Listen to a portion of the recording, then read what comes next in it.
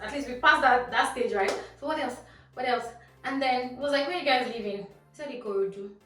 Wanna take this for 500 naira? Wait 500 won't carry us reach.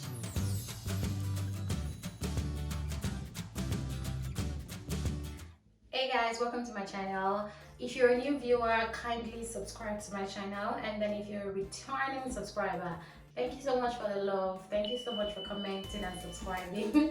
Thank you so much, I really appreciate it. This is Real Time with Abiola, and today it's going to be a story time. So I'll be telling you guys about one of my encounters, how I got robbed and then I was almost kidnapped. It was a very bad experience for me. It was way back, I'd say 2019, early 2019. So while I'm doing this, I'll be getting dressed so you guys can go along with me. So this fateful night, I was coming back from work. So I used to work a shift kind of schedule. So I work mornings, I work afternoons, and I work nights. So this particular and unfortunate day was a night. It was no. It wasn't a night shift. It was afternoon shift. So the afternoon shift actually closed up by 9 p.m. So I got done with work 9 p.m. and then I was supposed to go home. So I had little things, one or two things to do at work, and then it was like 9:30. So I got to the bus stop by 10 p.m. So it was I and a colleague of mine. So for this video purpose, I'll be calling her Miss E. So I and Miss E were supposed to go home. So we both lived in Ikorodu. And then we got to the bus park as usual. So this is actually something we've been doing for over and over, like for years. But I guess we're just unlucky that night. We got to the bus stop and then cars were coming. If you're very familiar with the Lekki axis Sandfield, you know that you could enter buses, you could do cars. Some cars actually go your way and then you pay. So, and then we got to the bus park around 10. So we're waiting for Ikorodu bus, chilling, waiting. No bus was forthcoming. The first one came and then it was already filled up. Oh, I forgot to say, Miss E was heavily pregnant. So we couldn't even rush that much. But at least, so when this particular car came, it was spacious. I can't remember if it was a Sienna, but I knew it was a very spacious car. So it's most likely going to be a Sienna. And then we go to the bus, rushing to the bus, and we entered. You know, it was in the night. So many things were just occurring to me, but I guess I was just I didn't pay attention to what my heart was telling me. And then we just entered, boom. I was in the middle, Miss E was at the door entrance. And then I'm like, why are there so much guys in this car? You know, I think it was a Sienna. You know, when you enter a Sienna from outside, you won't know if people were inside already. But this particular one, when I got inside, I saw about 6 people inside already. I'm like, hey, whoa, hey. If I had seen them from outside, I would dare not enter it. But you know, I just don't know what just happened that day when we entered. And then Miss E was probably feeling, I don't know, maybe due to pregnancy hormones and the likes, she was probably feeling hot. And then she was trying to wind down the glass, you know, and then the guys actually felt like probably she already noticed the atmosphere and then she wasn't comfortable with it. So they thought she was about to strike or just run out of the car. And then they brought out their weapons, guns, irons, and they started eating us. Wow. They pushed both of us in the middle. We sat in the middle, they were at the door, a guy each at the door. And then I knew that yes, it's about to get real. Nigeria is about to happen to me. And I'm like, how did I not just see this? Like, I was not paying attention, maybe because I was rushing. And then normal me, I'm always vigilant, you know, like to the best of my knowledge, I try as much as possible to be vigilant. But what happened that night, I just knew that it was just some sort of experience I was just supposed to go through. And they're like, madam, where are your phones? I'm like, oh yeah, take it. What do you have? Even before they were asking what do you have, I started giving them because I just knew that it was two things. Is it that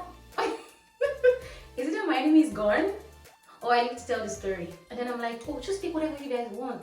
I don't, just what you want. Like, how much do you have? I'm like, oh, check my account, you can check it myself. What do you want? I transfer. I was just My friend was already shivering, she was tired, you know, pregnancy it was just too much for her to just all of a sudden. And then, oh, you even have money. Yeah, start transferring it. I'm like, no, Allah, where do you want us to transfer? They asked my friend, they first of all asked me, why don't I have a debit card? I'm like, oh, I'm sorry, I don't have a debit card. Now, what do they want me to do? They can have it, or let me transfer to them. They looked at my friend and said, oh, madam, where's your debit card? She had about 4 debit cards with her, and she was like, oh, guys, take, I don't have any money. Please let me go. And then they were like, okay, transfer to your friend. Okay. I was also shivering, and then I'm like, okay, so if you're familiar with the USSD code in Nigeria, you know you have a limit to transfer, number one, and then network can always happen to you. So it was like transfer, so I had to do it in bits. I think it was about 50,000 4 times. And then, actually the first time, said error occurred. The guy gave me one dirty slap. I say, hey, this guy. I'm like, oh guys, it needs to work. I tried the second time, probably because I was tensed. I imputed the pin wrongly. I collected another one. I'm like, yeah, girl, you have to concentrate. And then the third time, I was like, and then it went through. So I transferred 50K in 4 places to my colleague. And then they collected a debit card. I'm like, we're going to withdraw the money and you guys are going with us. We were still in the vehicle. During this robbery process, I was watching because Nigerians, people were seeing us. But I don't know if it was, I can't really remember if it was actually tinted, but I just knew that people were just looking like they were just some, you know, they were tense and it wasn't as if they were even coming to help somebody. And I was like, God, what is all of this?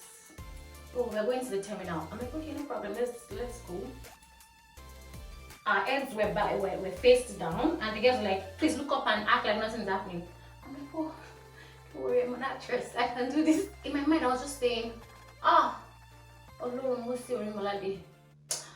if you save me this one time, I will forever praise you. I was just praying in my mind that, okay, so about that, I actually grew up in CNS before I transitioned to Sele. So, and I'm like, I was just praying in my mind, God, don't bad for me. I'm not leaving my garment. I don't want to know what it is. Oh. I was just praying in my mind, and we got to the terminal. He got down, went to the terminal where he stopped, and they went to withdraw the money. Just like that. Yay! And I'm like, God of mercy.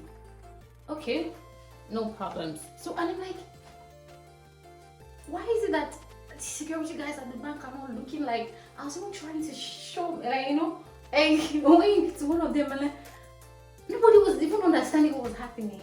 I'm like, how Lord, which kind of waka be this? Which waka this night now? The guy went back to the car, and then when he entered into the car, I was thinking that yes, since you already have your money, you just free me. So at least we actually thank God that for a day terminal you can only withdraw 150K. So they were able to withdraw just 150,000, and then we came into the car. I was thinking after I withdrew the money, just say, madam, you going home. A lot of things have been happening in Nigeria whereby you just see some people dead on the street, and then people will be like, now runs them go do. Now why then kill them? You know, it's be funny. Imagine my friend's enemy actually died, and you're like, did the pregnant woman go to do runs too? Like, do you understand? So people, I was just thinking about a lot of things that, God, please just let me come out alive, because I can't even afford to explain anything. You know, I'm just like, you go to a stage, I say, you know, all the prayers that I could pray was just coming to my mind, like, God, if you do this for me, I would give thanks. I will do this, I will do that. Not me. I was just praying, like, God, just let me come out alive. And then the guy by my right hand side was like, guy, call allergy, confirm say if allergy needs human parts. Tell him say even if you need like 5 more pregnancy bikini a day, tell him how much you want to pay. In my mind I was like, that's how I reduced the intensity of my prayer in my mind. I was like, don't you want to me? I was just praying because I was remembering all stuff like, So it was like, allergy say you don't need body parts today. My friend and I looked at her and said like, okay. Thank God. So what else? At least we passed that stage, right? So what else? And then it was like, where are you guys leaving? I said Ikorodu. I wanna take this for 500 naira. Wait, 500 won't carry us reach. from whatever we wear. In our hearts, we thought we were still leggy, right? So whatever we wear, how we 500, not a problem. We just collected this. I collected my 500. She collected hers, and then was like, when you get to the front, we're going to drop you guys. I don't want to hear anything. Just go. No problem. So I will just go. In my heart, I was praying continuously. I was like, God, even when they want to drop us, they should not just push us, because it's one thing for you to come down with your legs, another thing for you to break hand and leg. I was just like, at least even if you break leg, it's still better than make person die. I was like, oh, please let them just drop us in peace. And then we go to the bus park where they wanted to stop us, and she's like, guys, calm down. Yeah, and it was careful. My friend came down. I also came down. I was even thankful, like, yes, thank God they didn't push us. Immediately, they zoomed up like this. My friend and I, we hugged ourselves. We were now crying. And a blink of an eye, Nigeria just happened to us. Like, nobody noticed what just happened. Like, it was a smooth one. We held ourselves, we were crying. She was really tense. So I cry was actually making me cry. I was like, no, yeah, Jemmy. Yeah, Jemmy, man. And I just held her. I was like, don't worry, everything will be fine. Everything. I just felt like everything will be fine. I know if you have watched Blood Sisters, I'm sure you know that feeling. That was how I felt that day. Like, I just knew that I wasn't pregnant then, and she was pregnant, so almost were really higher than I had. So I just had to, like, okay, babe, don't worry. God has seen us through to this level. We'll move. And then that was how we walked to the park, and then I tried to stop the car. I told the guy, please, we don't have any money. Can you please just carry us to wherever you think is fine by us? He says, where are you guys going? I said, we're going to Korodu. I'm like, sir, where is this place? He said, this is Aja. I'm like, what? How did we get to Aja? So apparently during the whole conversations in the car, they like, we were told to close our eyes. So I didn't even know where we were. So the girl was like, Aja, you're inside Aja. Hey? I'm like, sir, we just got robbed. In the name of God, can you please take us to the nearest bus stop where we can get bus to Ikorodu? And he saw my friend, obviously. Anybody that sees a pregnant woman crying, you should know that, yeah, something's actually wrong. I was like, hey, I'm sorry guys. Okay, come in. I was so happy. My friend sat in front, I was at the back. He was like, do you guys need to call anybody? My friend was like, yeah, she needs to call her husband. I did not have a husband to call her that day, so she was calling her husband. Her husband was like, oh, I'll meet you guys up halfway. And me, I don't have anybody to call. My father that I was supposed to call, my darling viewers, because I was tensed, I couldn't get the number right. As in, I was typing, I'm like, oh, correct, I'll dial it, and somebody else picks it. I'm like, no, dial it again. I'm like, don't worry, just don't let me call anybody. When I get to the bus stop, I will figure it out. And then the guy dropped us off. We really thanked him and we're like, thank you so much, sir. I was like, oh guys, just be safe and all that. So my friend was waiting for her husband. And me, I didn't have any husband to come and meet me. I know my father and my mother will be tensed at home because all of these things I'm saying is around 1 a.m. already. So I'm just like, just let me go to Korodu. She was like, stay with us. They wanted to go and stay in a third party's house. I'm like, no, I know I have elderly people at home and I can't afford to put them at risk. So I'm like, oh, don't worry, I'll hustle it out. God that has brought me half the way, it will take me back home. And then I joined another bus, paid, I think it was like 300 naira out of my 500. So I actually have 200 naira remaining. So I got to my bus stop safely, and then I was working. Everywhere was really dark. I was crying while I was going home because I just didn't believe that all of this just happened to me. Like, I didn't believe that I just got saved. And then, oh yeah, I don't know if I got to tell you, the guy was actually hitting one of those irons on my leg. So I already had bruise internally on my leg. So, but I was just pushing through that. For me to have gotten to my bus stop, I would get to the house definitely. I saw some guys on the road, they're like, where you dey go? You don't go meet man. Ajami, Eroni. I wasn't even listening. I was just going. And I saw a bike man. Oga, I beg. Can't go no versus first. He was like, I won't put my customer for myself. I said, hey, your customer still get leg, me I don't get leg. They just collect all my money. I pay. It was not correct. He was like, hey, okay. So the guy carried me half the way because he actually has to meet up with his own customer too. So I didn't want him to take me to the house. Just half. Let me just walk the rest. And then I go down. I give him my 200. He was like, madam, don't worry, Joe. God go replenish you. I say, many. I stay running. And then I go home, I was at the gate, and then I met my friend at the gate. Apparently, he has gone to the bus stop about 2 times, back and forth, looking for Abiola. I'm like, I said, go home. I was just crying. I was like, you sure you're fine? What's the matter? Did anybody touch you? Like, you wanted to know, like, I'm like, nobody touched me. That I just go around, just like, okay, thank God. My money, like, hey, your money, power.